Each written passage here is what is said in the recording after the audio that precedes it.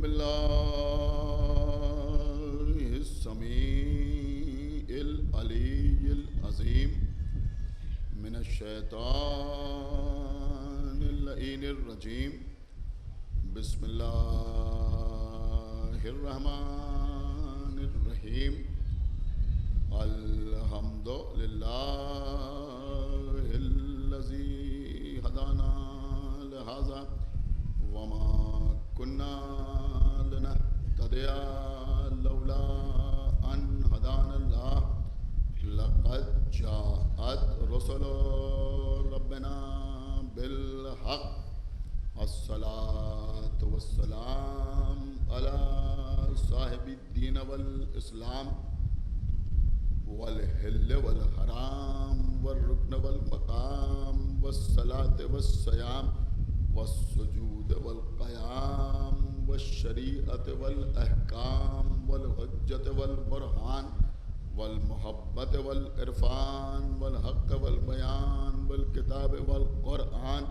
سيدنا ونبينا وشفيعنا ومولانا ومولى الثقلين جد الحسن والحسين أبي القاسم محمد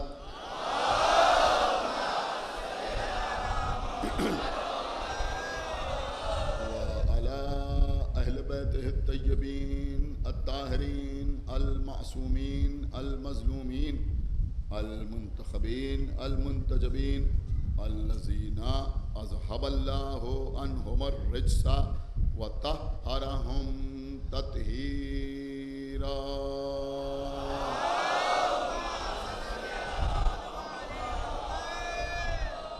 ولعنة الله على أعدائهم وقتلتهم وغاسلي حقوقهم ومنكري فضائلهم ومصائبهم أجمعين من الآن إلى يوم الدين.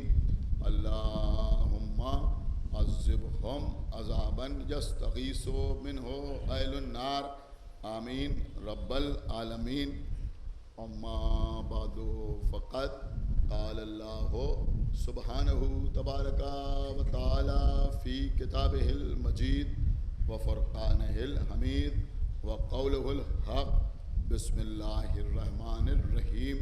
يا أيها الذين آمنوا أطيعوا الله وأطيعوا الرسول ولا تبطلوا أعمالكم.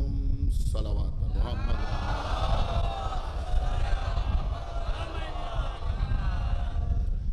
حضرات، اطاعت کے موضوع پر آپ سے گفتگو کا سلسلہ جاری و ساری ہے. اپنی کم علمی کے مکمل اعتراف کے ساتھ چند باتیں روزانہ آل محمد کی تائید اور مدد کے حوالے سے آپ کی خدمت میں پیش کرنے کی کوشش کر رہا ہوں. عزیزوں، سورہ محمد کی 33ویں آیت ہے جس کو سرنامہ سخن قرار دیا ہے.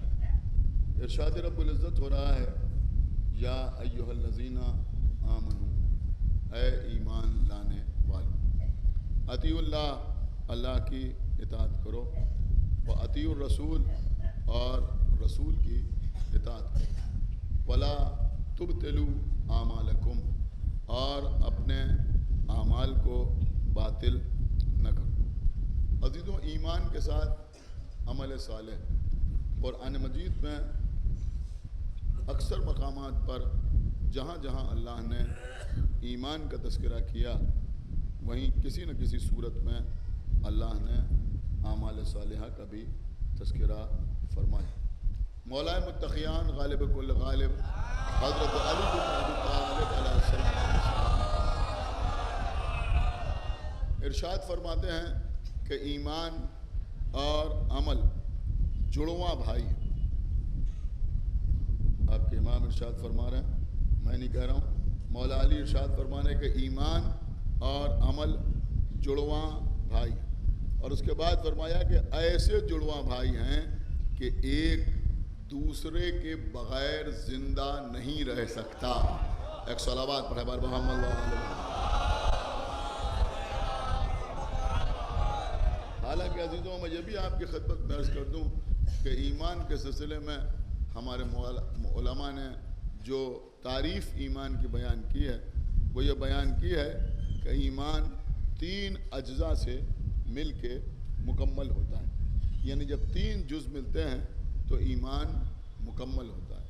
پہلی چیز ہے دل کا یقین، پہلی چیز ہے دل کا یقین، دوسری چیز ہے دل کے یقین کے مطابق زبان سے اقرار، اور تیسری چیز ہے دل کے یقین اور زبان کے اقرار کے مطابق عمل۔ ایک صلوات پڑھے بر محمد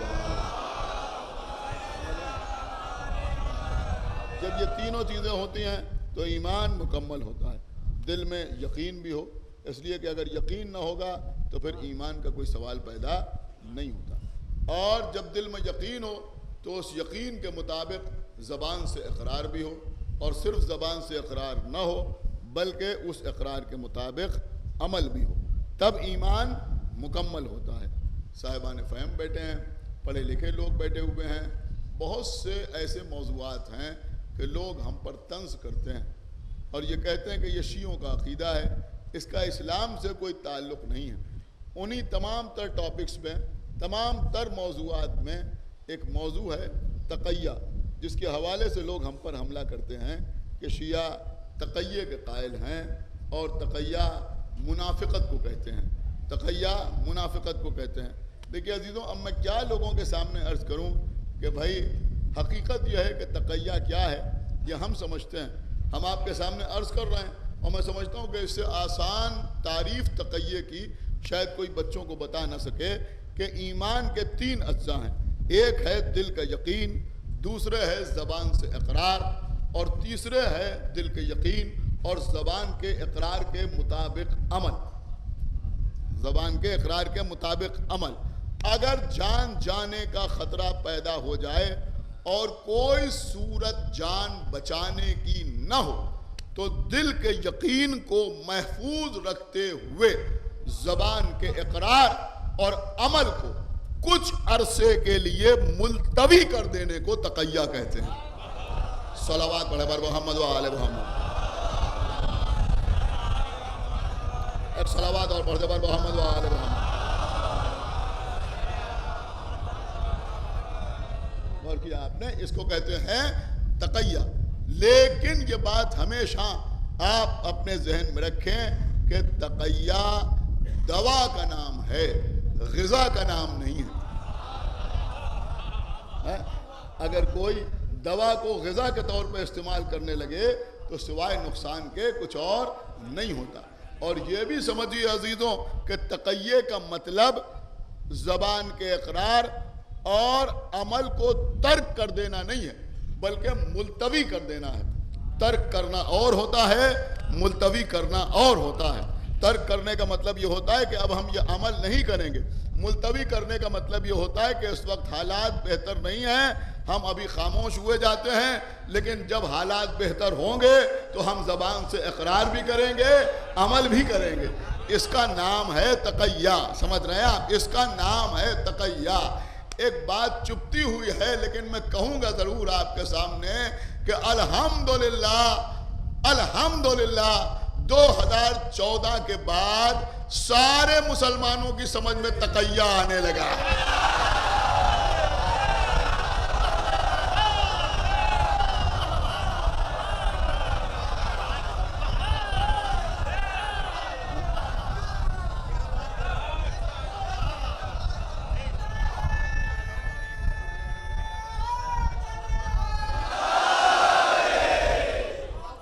ایک صلوات اور پڑھے بر محمد و آل محمد۔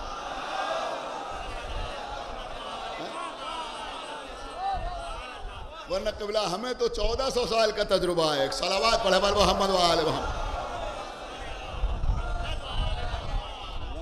تو میں عرض کر رہا تھا کہ تقیہ سچویشنز پر ڈیپینڈ کرتا ہے، حالات پر ڈیپینڈ کرتا ہے۔ اب جو لوگ کہتے ہیں صاحب تقیہ ہماری سمجھ میں نہیں آتا، میں بالکل سامنے کی بات آپ کے سامنے عرض کر رہا ہوں، آپ نہ سمجھیں گے تو کون سمجھے گا؟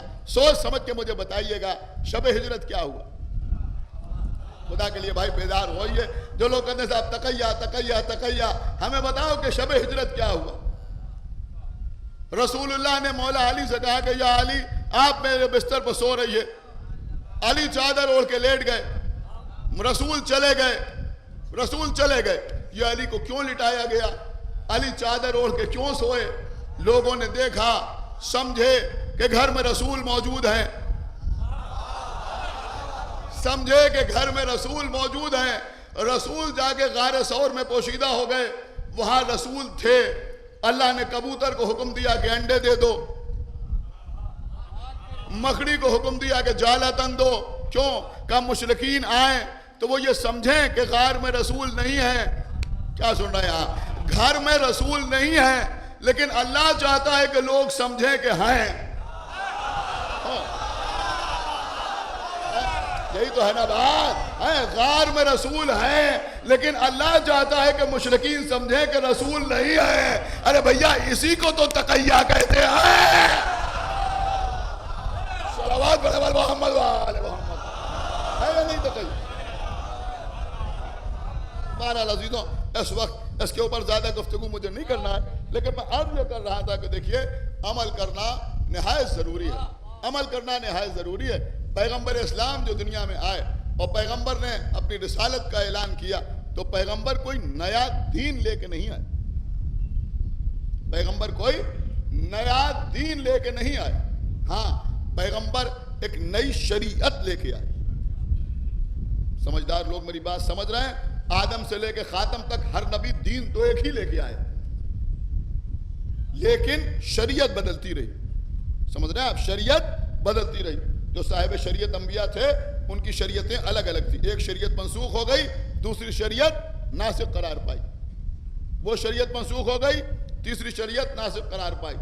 لیکن پیغمبر کی شریعت قیامت تک باقی رہنے والی ہے. پیغمبر کی شریعت قیامت تک باقی رہنے والی ہے. میں ان بچوں سے کہہ رہا ہوں کہ دیکھیے، آپ بے شک آپس میں گفتگو کرتے ہیں، مزاح بھی کرتے ہیں، مذاق بھی کرتے ہیں، ٹھیک سے اچھی بات ہے، زندہ دلی کی نشانی ہے. لیکن خدا کے لیے دو چیزوں کو کبھی مزاح کے درمیان استعمال نہ کیجیے گا. ایک اللہ کی شریعت، دوسرے حسین کی عزاداری.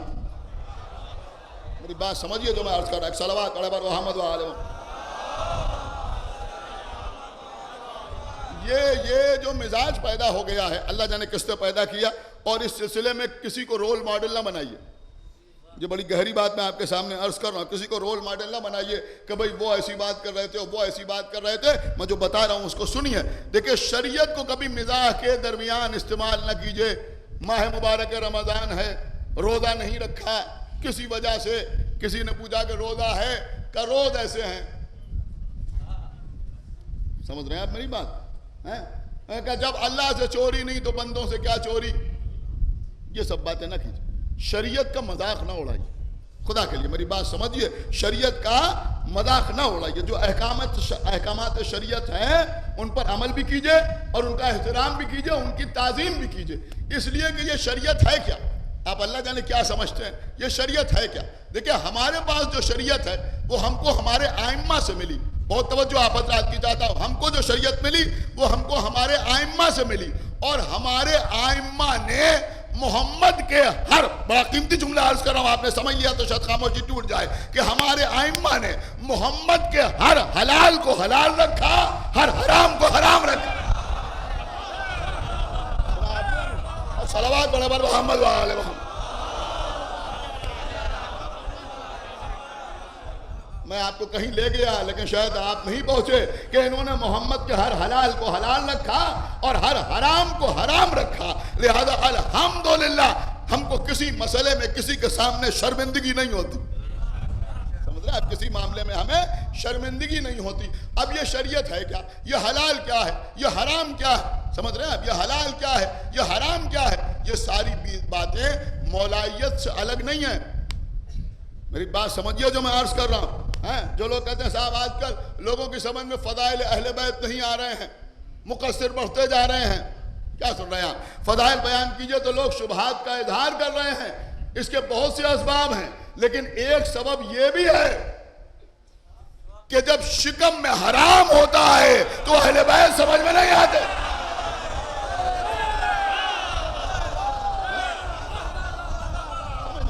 ایک صلوات پڑھے بر محمد و آل محمد.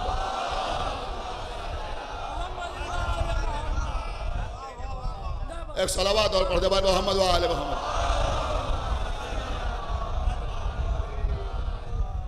دیکھیے قبلہ ہماری بات سمجھیے. جو میں عرض کر رہا ہوں کہ شکم میں جو لقمہ جائے وہ حلال جائے، کم جائے مگر حلال جائے. سمجھ رہے ہیں آپ میری بات؟ زیادہ کی ہوس نہ کیجئے، کوشش کیجئے کہ حلال لقمے دہن کے اندر جائیں. امام حسین علیہ السلام نے کربلا میں یہی تو کہا تھا نا، یہی تو کہا تھا نا کہ تم پر میری بات اس لیے اثر نہیں کر رہی ہے کہ تمہارے شکم حرام سے بھرے ہوئے ہیں. میں سچ آپ کے سامنے عرض کر رہا ہوں، کوئی شخص اگر آپ کو عزا کے خلاف بولتا ہوا ملے، تھوڑی سی تحقیق کیجئے، شکم میں حرام لقمے ضرور جا رہے ہوں گے. ایک صلوات پڑھے بر محمد و آل محمد. ڈھونڈ لیجئے گا، تھوڑا سا تلاش کیجئے، تھوڑا سا غور کیجئے، شکم میں حرام لقمے ضرور جا رہے ہوں گے. تبھی عزاداری سمجھ میں نہیں آ رہی. میری بات سمجھیے عزیزوں. جو میں عرض کر رہا ہوں، لوگ یہ تو دیکھتے ہیں یہ چیز حلال ہے یا حرام ہے. ارے بھائی اگر حلال بھی ہے لیکن جس رقم سے خرید رہے ہیں وہ حرام ہے. ایک صلوات پڑھے بر محمد و آل محمد.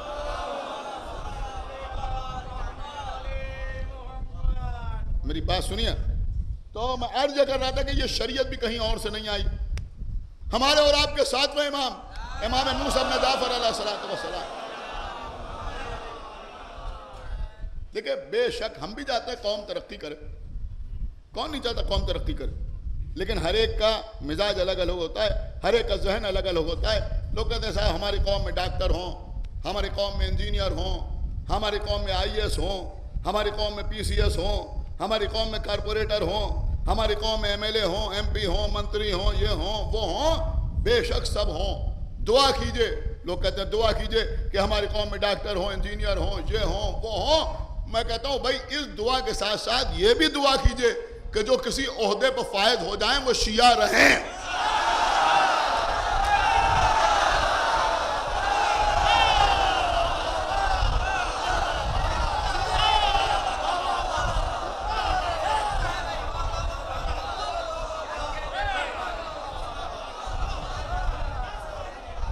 ایک صلوات پڑھے بر محمد و آل محمد.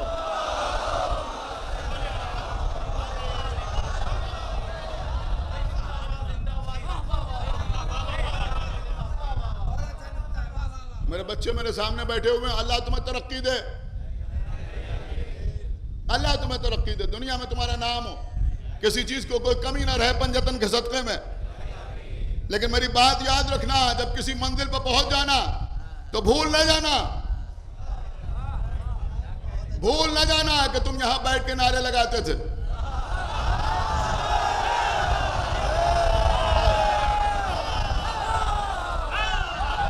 ایک صلوات پڑھے بر محمد والا، بھول نہ جانا. میری بات سمجھنا آپ. ایک صلوات پڑھے بر محمد وآل محمد.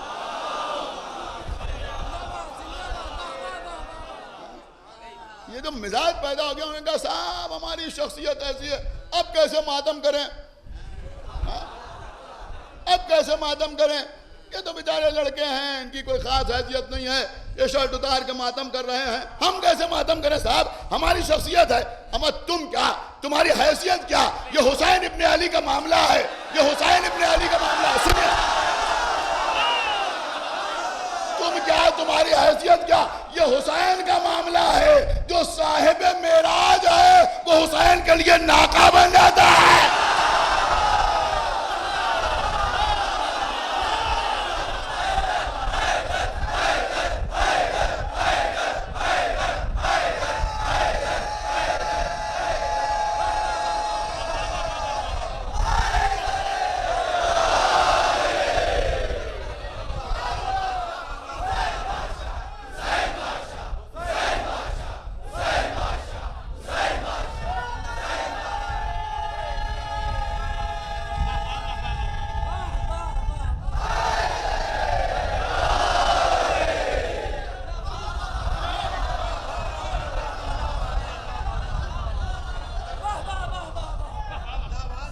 سنو کہ شریعت کسے کہتے ہیں، کدھے کہتے ہیں شریعت، حلال کیا ہے، حرام کیا ہے۔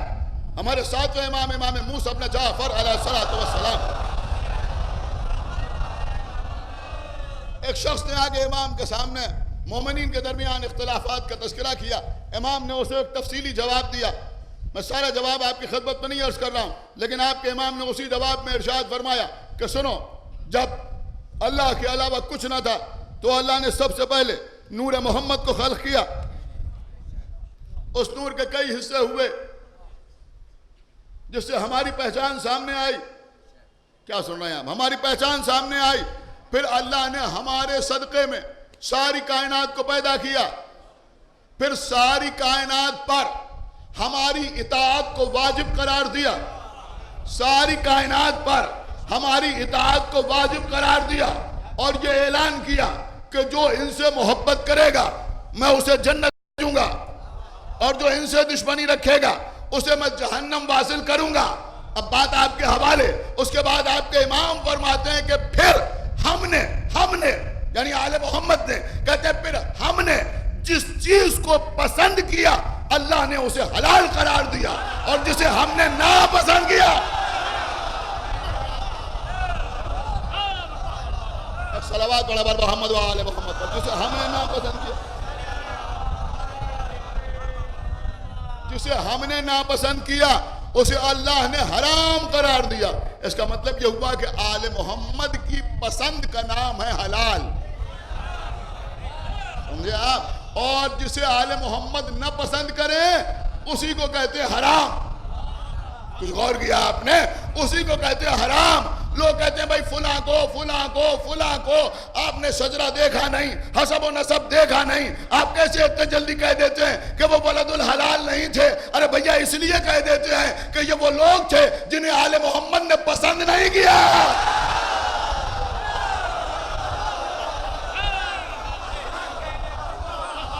ایک صلوات پڑھا بر محمد و آل، انہیں آل محمد نے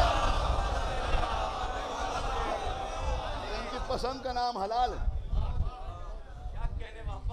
سنیے قطب اللہ، کتاب کا نام ہے کوکب دری، ملا صالح کشفی الحنفی، ان کی کتاب ہے کوکب دری۔ ملا صالح کشفی الحنفی شیعہ نہیں تھے، لیکن اپنی کتاب میں انہوں نے تحریر کیا ہے کہ ایک بار مدینے میں ایک ایسا جانور آ گیا کہیں سے گھومتا پھرتا جسے لوگ پہچانتے نہیں تھے۔ ہوتا ہے نا، اب تو انٹرنیٹ کا زمانہ ہے تو لوگ کم سے کم موبائل پر دیکھ لیتے ہیں، اسکرین پر دیکھ لیتے ہیں، وہ زمانہ اور تھا۔ ایسا جانور آ گیا جسے لوگوں نے دیکھا نہیں تھا، اس کو سمجھنا کوئی مشکل نہیں ہے۔ اب رہا ہاتھیوں کا لشکر لے کے آیا تو پہلی بار لوگوں نے ہاتھی دیکھے تھے، اس لیے کہ وہاں ہاتھی نہیں ہوتے تھے، وہ افریقہ سے آیا تھا ہاتھی لے کے، تو پہلی بار دیکھے تھے۔ سال کا نام ہی ہو گیا عام الفیل، ہاتھی والا سال۔ تو ایسا ہی کوئی ایسا جانور آیا جسے لوگ پہچانتے نہیں تھے، ٹھیک سے نہیں پہچانتے تھے کہ یہ جانور کیا ہے۔ مولا علی نے اسے ذبح کر دیا۔ سنیے، مولا علی نے اسے ذبح کر دیا۔ اصحاب دوڑے ہوئے رسول کے پاس آئے، آگے بتایا کہ اللہ کے رسول ایک ایسا جانور آیا، علی نے اسے ذبح کر دیا، آپ بتائیے کہ اس کا گوشت ہمارے لیے حلال ہے یا حرام ہے؟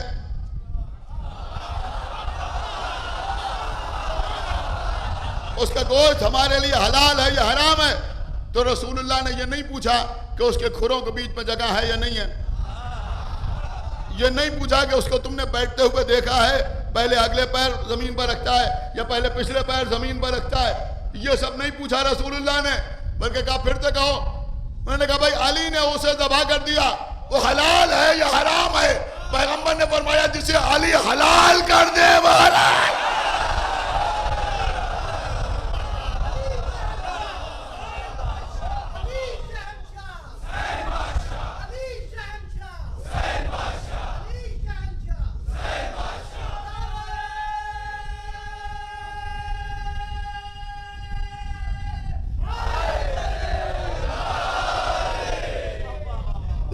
بے شک شدید ترین گرمی ہو رہی ہے، مجھے مکمل طور پہ احساس ہے، اور اس شیروانی کی قسم آپ سے زیادہ احساس ہے گرمی، لیکن بہرحال یہ دن سال میں ایک بار آتے ہیں، آپ بھی سننے کے لیے آتے ہیں، تو ہم بھی برداشت کرتے ہیں، آپ بھی برداشت کریں. بہت توجہ کے ساتھ سماعت فرمائے عزیزوں. تو میں عرض یہ کر رہا تھا کہ شریعت بدلتی رہی، شریعت بدلتی رہی. آج لوگ پریشان ہو رہے ہیں، 5 وقت کی نماز کیسے پڑھیں، پریشان ہوئے جا رہے ہیں. 30 دن کے روزے کیسے رکھیں، پریشان ہوئے جا رہے ہیں. آپ کو معلوم ہے عزیز، ہو سکتا ہے بچے پہلی بار سن رہے ہوں، بزرگ مجھ سے بہتر طریقے سے جانتے ہوں گے کہ گزشتہ انبیاء کی جو شریعتیں ہیں اور پیغمبر کی جو شریعت ہے، ان میں فرق یہ ہے کہ گزشتہ انبیاء کی شریعتیں مشکلہ کہلاتی ہیں. ایک صلوات پڑھے پر محمد و آل محمد. اور ہمارے نبی کی شریعت سہلہ کہلاتی ہے. یہ آسان ہے، میں بچوں کو بتا رہا ہوں، یہ آسان ہے. آپ کو معلوم ہے گزشتہ انبیاء جو گزرے ان کی شریعتوں میں کیا کیا قاعدے تھے، کیا کیا قوانین تھے، بتائیں آپ. بعض انبیاء ایسے بھی گزرے، اب کوئی حیرت نہ کرے، جن کے زمانے میں 50 وقت کی نماز واجب تھی. میں سمجھ رہا تھا آپ ایسے ہی خاموش ہو جائیں گے. یہاں 5 وقت مشکل، 50 وقت کی نماز. بعض انبیاء کے زمانے میں 6 مہینے کے روزے. سمجھ رہے ہیں آپ؟ اپنے مال کا 1/4 حصہ زکوٰۃ میں دینا پڑتا تھا، 1/4. پیغمبر کی شریعت میں کیا ہے؟ 40 پر 1.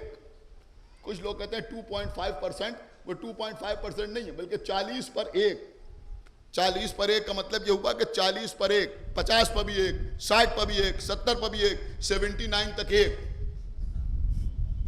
جب 80 ہو جائیں گے، 80 ہو جائیں گے تو 2، پھر 119 تک 2، پھر جب 120 ہو جائیں گے تو 3. ایک صلوات پڑھے پر محمد و آل محمد. سمجھ رہے ہیں؟ پھر 3 ہی رہیں گے. پھر جب 160 ہو جائیں گے تو 4، تو 2.5% نہیں ہے بلکہ 40 پر 1. اب 40 پر 1 کو آپ 2.5% بھی کہہ سکتے ہیں، لیکن حقیقت میں نصاب جو ہے وہ اس طرح سے ہے. اور بھی چیزوں کے نصاب الگ الگ ہیں، لیکن باقی انبیاء کے زمانے میں، پہلے جو انبیاء گزر گئے ان کے زمانے میں 1/4 حصہ زکوٰۃ میں دینا پڑتا تھا. آپ مجھے بتائیے سخت تھا معاملہ یا نہیں تھا؟ تھا نا سخت؟ اس کے علاوہ ان انبیاء کے زمانے میں گھر میں نماز پڑھنے کی اجازت نہیں تھی. نماز مسجد ہی میں پڑھنا پڑتی تھی، جیسی بھی مسجد ہو. سمجھ رہے ہیں آپ؟ لیکن نماز مسجد ہی میں پڑھی جاتی تھی، گھر میں نماز پڑھنے کی اجازت نہیں تھی. اور میں آپ کی خدمت میں عرض کروں، مجھے پتا تھا کہ آپ ایسے ہی حیرت زدہ ہو کے سنیں گے. اگر کوئی حوالہ چاہتا ہے تو میں ایسا حوالہ دوں جو آپ کے گھر میں رکھا ہوا ہے. مولانا فرمان علی صاحب کا ترجمہ کیا ہوا قرآن آپ کے گھر میں ہوگا، اس پہ جا کے دیکھیے گا، وہاں بھی آپ کو مل جائے گا. انہوں نے بھی حاشیے پہ یہ سب تحریر کیا ہے جو میں آپ کو سنا رہا ہوں. 1/4 حصہ زکوٰۃ میں دینا پڑتا تھا. صرف وضو کر کے نماز پڑھی جا سکتی تھی یا غسل کر کے. تیمم نہیں تھا. سمجھے آپ؟ تیمم نہیں تھا. کہیں سے بھی پانی لاؤ لیکن وضو ہی کر کے نماز پڑھی جائے. تیمم کا کوئی آپشن نہیں تھا. پیغمبر کی شریعت میں ہے تیمم کا آپشن، ان کے زمانے میں نہیں تھا. اگر انسان نے روزہ رکھا ہے اور افطار کا وقت آیا اور اس خاص لمحے میں اس کی آنکھ لگ گئی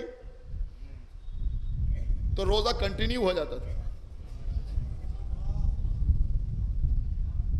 روزہ کنٹینیو. آپ اتنا حیرت زدہ ہو کہ کیوں سن رہے ہیں؟ آپ کے لیے تھوڑی ہے. ایک صلوات پڑھے پر محمد. میں عرض کر رہا تھا کہ یہ تھی شریعت مشکلہ. اگر کپڑے پر نجاست لگ جائے تو اتنا حصہ کاٹ کے الگ کرنا پڑتا تھا. وہ کپڑا پاک واک نہیں ہو پاتا تھا. جیسے آپ غوطہ کر لیتے ہیں، اس کا کوئی آپشن نہیں تھا بلکہ اس کو کاٹ کے الگ کرنا پڑتا تھا. یہ تھی شریعت مشکلہ. لیکن پیغمبر کے زمانے میں کا مسئلہ الگ ہے. 40 پر 1 زکوٰۃ ہے، 50 وقت کے بجائے 5 وقت کی نماز ہے، 6 مہینے کے بجائے 1 مہینے کے روزے ہیں. لاکھ آنکھ لگ جائے لیکن روزہ اپنے وقت پر کھل جاتا ہے. اب بھی عمل نہیں کریں گے. ایک صلوات پڑھے بار محمد والے. سن رہے ہیں آپ؟ ایک صلوات اور پڑھتے بار محمد والے. اب بھی نہیں کیا گیا. آسان یا نہیں کیا گیا؟ ہیں؟ اور زیادہ آسان کیا کیا جائے؟ کپڑا نجس ہو جائے دھو لیجئے پاک ہو جائے گا، دھو لیجئے پاک ہو جائے گا۔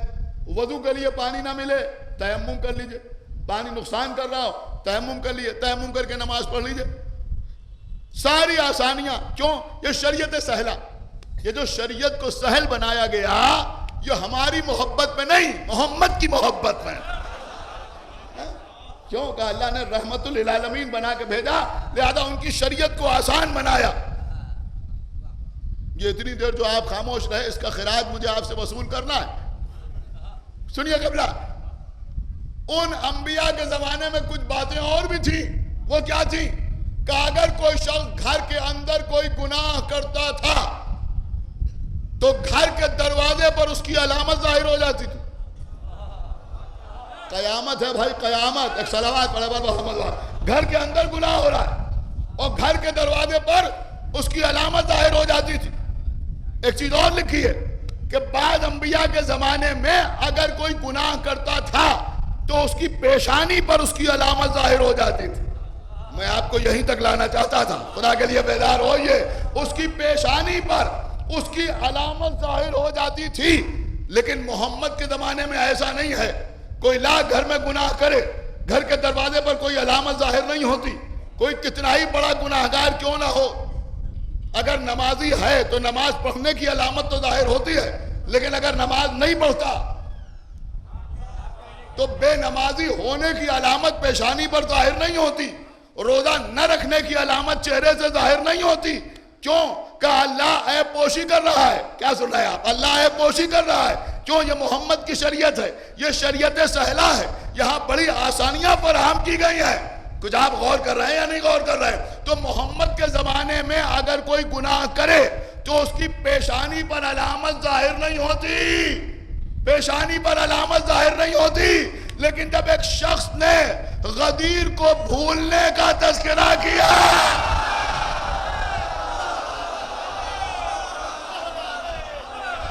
ارے بھائی صلوات پڑھے محمد وآلہ محمد۔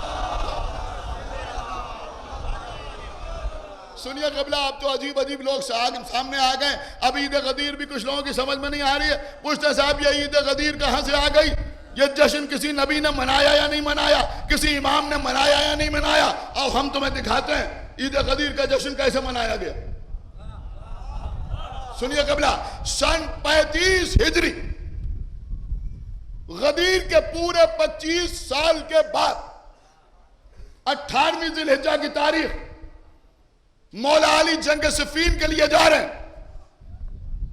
ذی الحجہ کی 18ویں تاریخ آئی، مولا علی نے ساتھ جانے والوں کو روکا کہ رکو، ٹھہرو، سب رکے۔ جب سارا مجمع جمع ہو گیا، مولا علی ایک بلندی پر پہنچے۔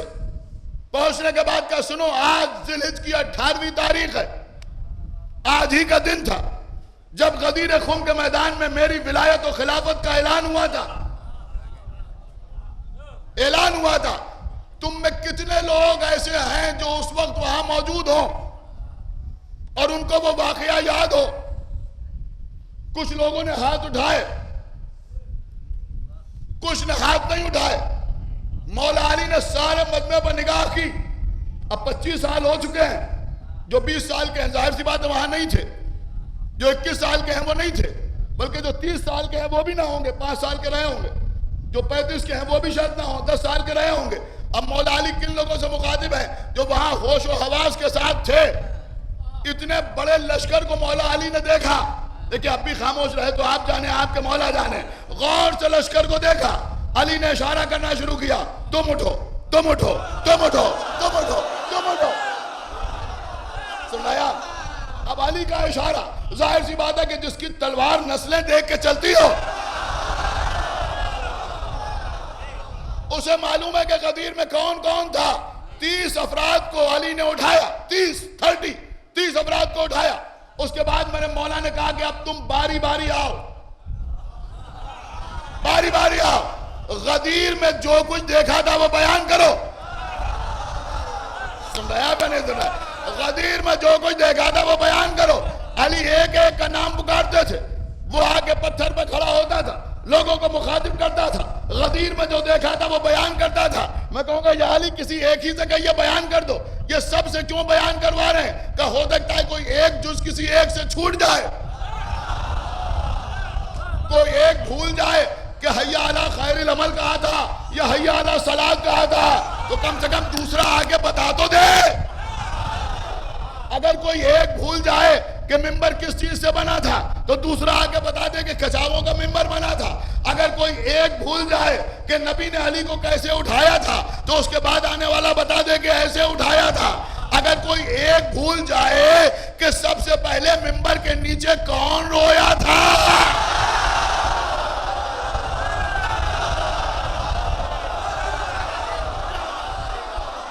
سنیے سنیے،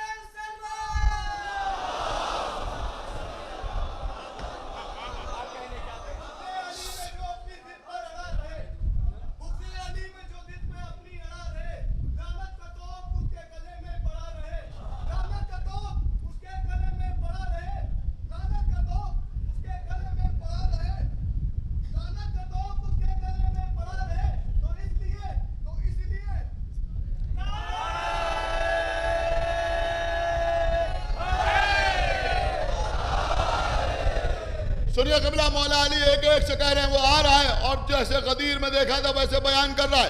علی چاہتے ہیں کہ غدیر کے سارے اجزاء مکمل ہو جائیں۔ 10 ہجری میں غدیر کا واقعہ ہوا تھا، یہ سن 35 ہجری کا واقعہ ہے۔ یوں سمجھیے کہ غدیر کا سلور جبلی جشن ہو رہا ہے۔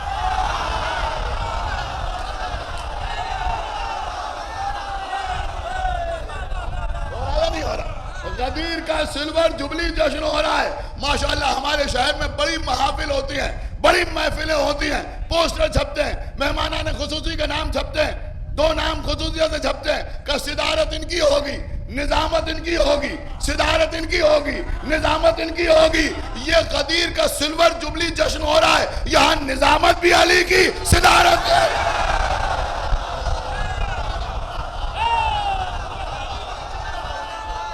نظامت بھی علی۔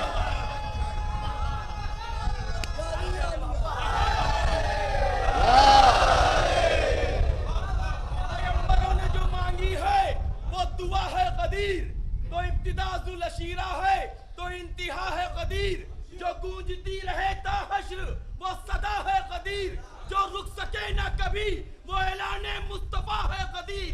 تو جب ذکر آئے اس کا تو باطل کا دم نکلتا ہے، کہ وہ چراغ ہے جو آندھیوں میں بھی جلتا ہے۔ حیدری حیدری حیدری سلوہ۔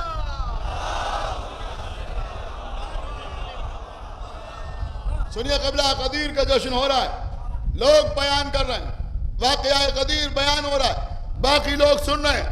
30 آدمیوں کو انڈیکیٹ کیا تھا میرے مولا نے کہ تم سب کے سب غدیر میں موجود تھے۔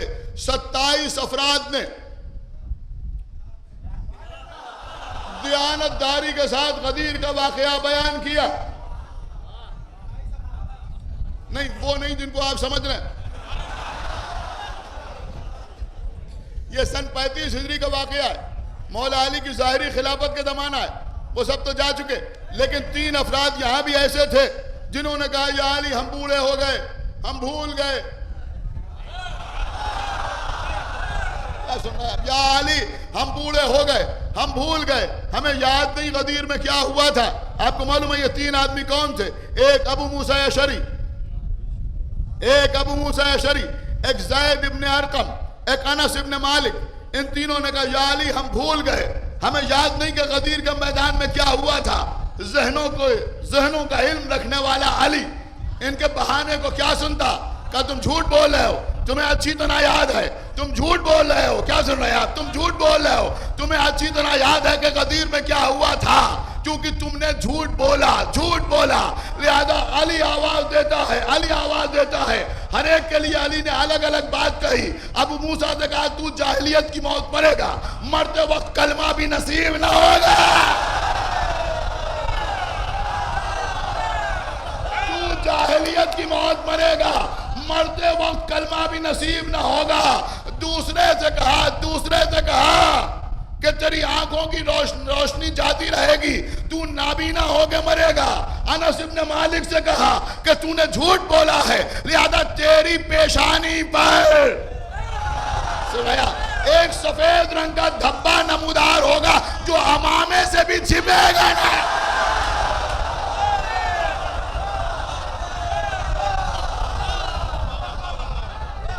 ایک صلوات بڑے محمد وآلہ محمد.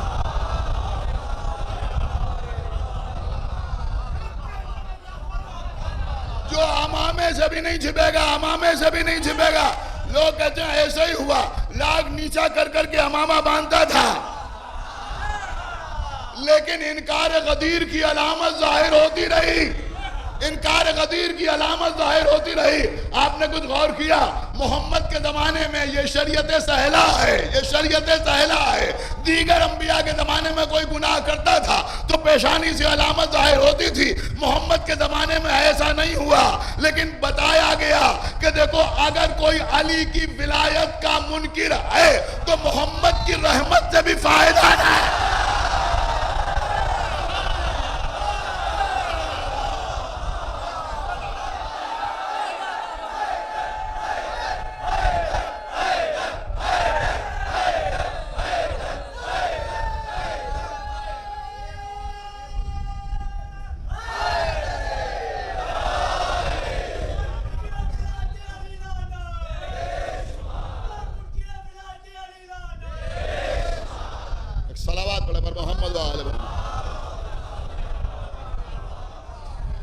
تو بھیا سب بھول جانا مگر غدیر نہ بھولنا.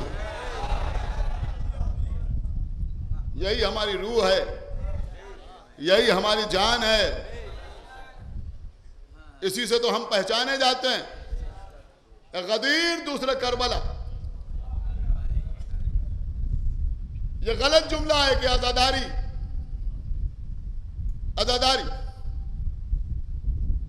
ہماری پہچان ہے, عزاداری ہمارا تشخص ہے, عزاداری ہماری آئیڈینٹی ہے, عزاداری ہماری زندگی کی ضرورت ہے. نہیں, عزاداری ہماری زندگی ہے.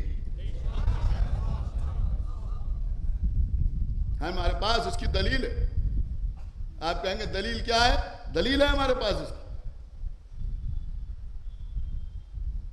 کوئی صاحب بہت اچھی سوئمنگ جانتے ہیں, کسی نے کہا آپ کو پتا ہے یہ 6 گھنٹے پانی میں رہ چکے ہیں. کہاں 6 گھنٹے؟ کہاں 6 گھنٹے پانی میں رہے. کوئی بہت بڑے پیراک گزرے ہیں, ہم نے تو نہیں دیکھا, بزرگوں سے نام سنا ہے. اسی لکھنؤ میں کہ لوگ ان کو میر مچھلی کہتے تھے. اتنی دیر کھڑی لگاتے تھے, اتنی دیر تک پانی میں رہتے تھے. اب کچھ غلو آمیز باتیں بھی لوگوں کے لیے مشہور ہو جاتی ہیں, تو بہرحال لوگ غور سے سنتے ہیں. اچھا 6 گھنٹے رہے پانی میں, 8 گھنٹے رہے, 20 گھنٹے رہے, تعجب ہوتا ہے یا نہیں ہوتا؟ میں کہا تعجب ہوتا ہے. ہم نے کسی آدمی کے لیے کہا کہ وہ 4 گھنٹے 8 گھنٹے پانی میں رہے تو آپ کو تعجب ہوا. ہم نے کہا ہمارے گھر میں ایکویریم ہے اور اس میں 6 مہینے سے مچھلی رہ رہی.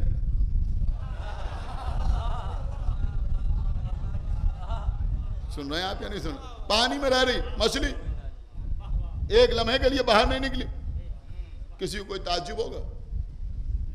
نہیں تعجب ہوگا نا. کیوں نہیں تعجب ہوگا؟ تعجب اس لیے نہیں ہوگا کہ پانی مچھلی کی زندگی. سننا ہے آپ کا نہیں سنا؟ پانی, خدا کے لیے بھائی بیدار ہوئیے جو میں عرض کر رہا ہوں.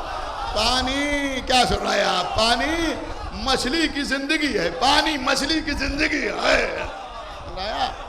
یہی مسئلہ بھائی یہاں بھی ہے کہ اگر کسی اور قوم کا کوئی فرد اہل بیت کے فضائل بیان کرے یا امام حسین کی عزاداری کرے تو لوگوں کو تعجب ہوتا ہے. دیکھیں وہ فضائل بیان کر رہے ہیں, وہ عزاداری کر رہے ہیں. کیا سنایا؟ وہ عزاداری کر رہے ہیں. لیکن اگر میثم ذاتی فضائل پڑھے تو کوئی تعجب نہیں. آپ ماتم کریں کوئی تعجب نہیں، کیوں تعجب نہیں؟ وہ کریں تو تعجب، ہم کریں تو تعجب نہیں، اس لیے تعجب نہیں کہ یہ ہماری زندگی ہے۔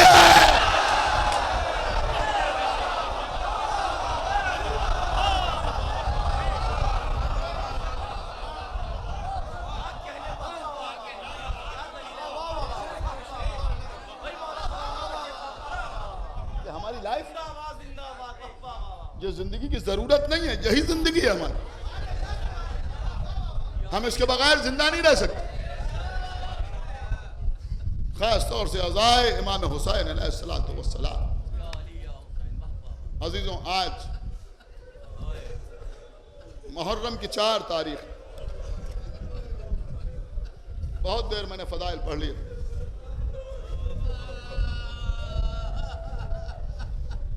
مختلف مجالس میں مختلف مصائب آج آپ سنیں گے، لیکن آج اس امام باڑے میں بی بی زینب کے نونہالوں کے تابوت نکلتے ہیں۔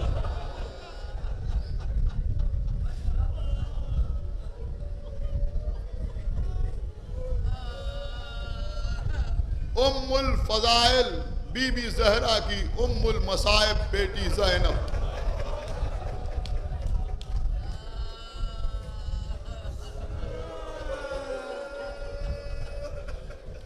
آقا حسین حج کو عمرے سے تبدیل کر کے آگے بڑھے۔ بعض روایات میں ہے کہ جناب عبداللہ ابن جعفر مکے تک آقا حسین کے ساتھ آئے تھے، مکے میں آگے بیمار ہو گئے۔ جب امام حسین نے آگے کا سفر شروع کیا تو عبداللہ ابن جعفر سے کہا کہ آپ واپس چلے جائیں، آپ بیمار ہیں، حکم دیا، وہ واپس ہوئے۔ حسین کچھ آگے بڑھے، کسی نے آگے کہا کہ آقا حسین قافلے کو روکیے، عبداللہ ابن جعفر واپس آ رہے ہیں۔ روکا قافلے کو، آئے عبداللہ ابن جعفر، فرزند رسول کیا اجازت ہے کہ میں اپنی زوجہ سے کچھ گفتگو کر لوں؟ بسم اللہ۔ عبداللہ ابن جعفر ثانیہ زہرا کی ہماری کے قریب آئے، آگے آواز دی، علی و فاطمہ کی بیٹی آپ پر ہمارا سلام۔ محمل کے اندر سے بی بی نے جواب دیا،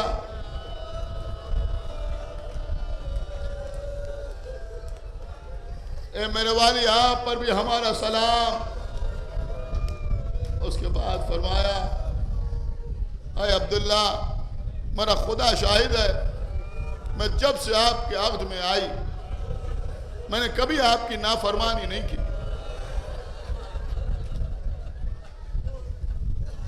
ہمیشہ آپ کی اطاعت کی، اس وقت بھی آپ جو حکم دیں گے زہرا کی بیٹی اس پر عمل کرے گی، لیکن زندگی بھر کی اطاعت کا صلہ یہ چاہتی ہوں کہ مجھے کچھ بھی حکم دیجیے گا مگر بھیا کے ساتھ جانے سے نہ روکیے گا۔ آنسو بہنے لگے عبداللہ ابن جعفر کی آنکھوں سے، اے بی بی میں آپ کو روکنے کے لیے نہیں آیا ہوں، اے بی بی میں تو یہ کہنے کے لیے آیا ہوں کہ جب کوئی سفر پہ جاتا ہے تو صدقہ اس کے ساتھ کیا جاتا ہے، اے بی بی یہ ہمارے بچے اون محمد ہیں، انہیں اپنے ساتھ لے جائیے، بیٹا سمجھ کے نہ ساتھ لے جائیے، حسین کا صدقہ سمجھ کے ساتھ لے جائیے، اے بی بی کوئی وقت پڑے تو ایک کو اپنی جانب سے قربان کیجیے گا، ایک کو میری جانب سے قربان کیجیے گا۔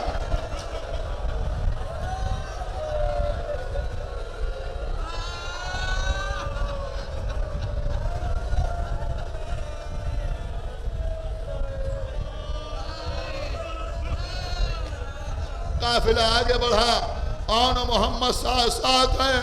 عزیزوں، کربلا کا میدان، روز عاشورہ صبح سے اون محمد بار بار آقا حسین کے سامنے اذن جہاد چاہیے ہے، میدان میں جانے کی رضا چاہیے ہے۔ حسین بار بار، میرے بچوں میں تمہیں کیسے میدان میں بھیج دوں، تو میری زینب کے چشم و چراغ ہو، میں تمہیں کیسے میدان میں بھیج دوں۔ عزیزو حسین روکتے رہے. چھوٹے چھوٹے بچے تھک کے ایک خیمے میں آئے, سر جھکا کے بیٹھ گئے. ادھر عزیزوں پتہ چلا کہ حسین کے انصار کا خاتمہ ہو گیا ہے. زینب نے بچوں کو ڈھونڈنا شروع کیا. ایک خیمے میں دیکھا, دوسرے خیمے میں دیکھا. اب جو ایک خیمے میں آئیں کیا دیکھا, دونوں بچے سر جھکائے ہوئے بیٹھے ہوئے ہیں. اے اونو محمد کا انتظار کر رہے ہو؟ اکبر مارے جائیں تب میدان میں جاؤ گے, عباس میدان میں چلے جائیں تب میدان میں جاؤ گے. ہاتھ جوڑے بچوں نے, اماں کیا کریں, ماموں اجازت نہیں دیتے.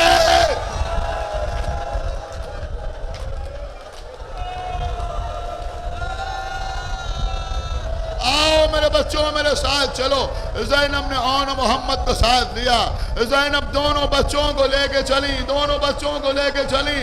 امام حسین علیہ السلام کے پاس آئیں. اے بھیا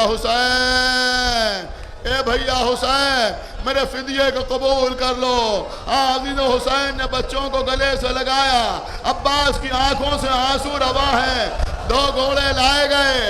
ایک کو حسین نے گود میں لے کے گھوڑے پر بٹھایا, دوسرے کو عباس نے گھوڑے پر بٹھایا. نیمچے بچوں کے کمر میں لگے ہوئے ہیں. دونوں بچے گھوڑے دوڑاتے ہوئے میدان میں آئے. ایک ساتھ رجس پڑھنا شروع کیا. دیکھو ہم جعفر طیار کے پوتے آئے. دوسرا جملہ تھا ہم حیدر کرار کے نواسے آئے. ہم جعفر کے پوتے ہیں, ہم حیدر کے نواسے ہیں. اس کے بعد کہا تمہیں معلوم ہے ہمیں فن سپاہ گری ہمارے ماموں عباس نے دکھایا ہے.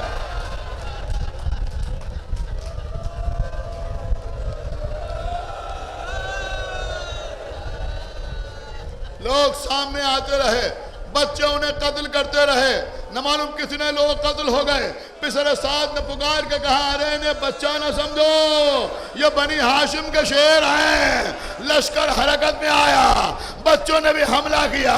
ساتھ مل کے حملہ کر رہے تھے. عزیز و آزائے جس میں انسانی ہوا میں پرواز کر رہے تھے. لوگوں کو جنگ موتا یاد آ رہی تھی, کسی کو جنگ خیبر یاد آ رہی تھی, کسی کو علی کی شمشیر زنی یاد آ رہی تھی, کسی کو جعفر کے وار یاد آ رہے تھے. ایک بلندی پر کھڑے ہوئے حسین, عباس, علی اکبر, جزاک اللہ, ماشاءاللہ. کیا کہنا میرے بچوں, کیا کہنا میرے بچوں. بچے جنگ کرتے ہوئے آگے بڑھ رہے تھے.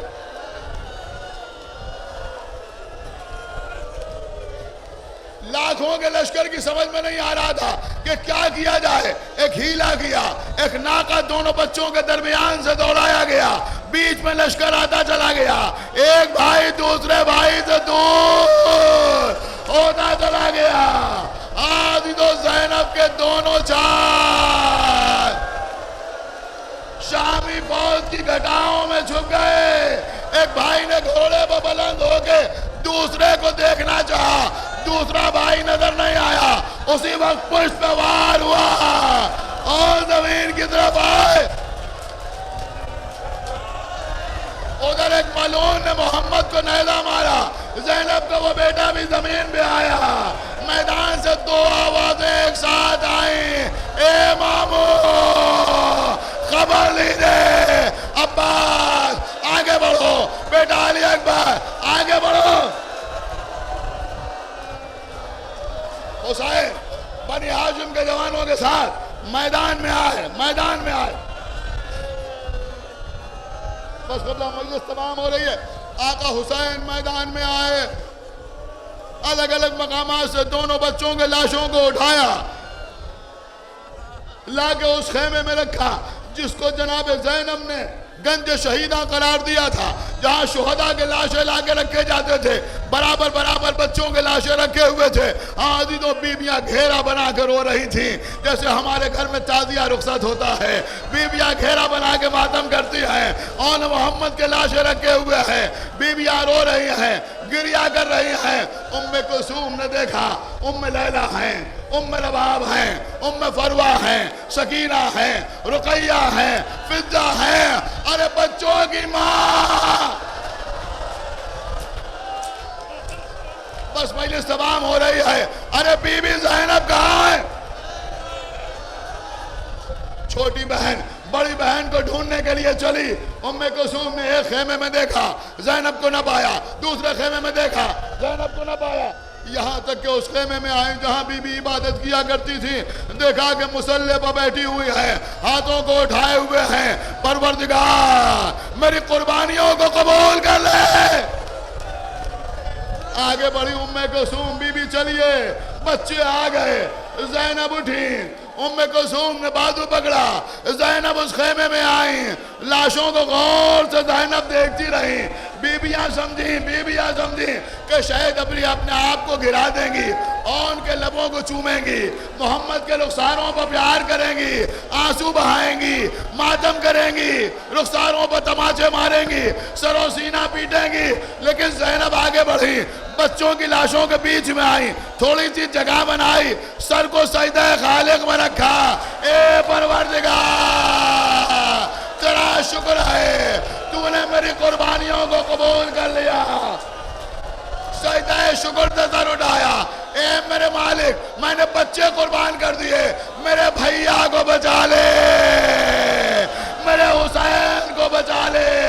ارے مسافرت نے جسے بے کسی دکھلائی, نثار کر دیے بچے, نہ بچ سکا.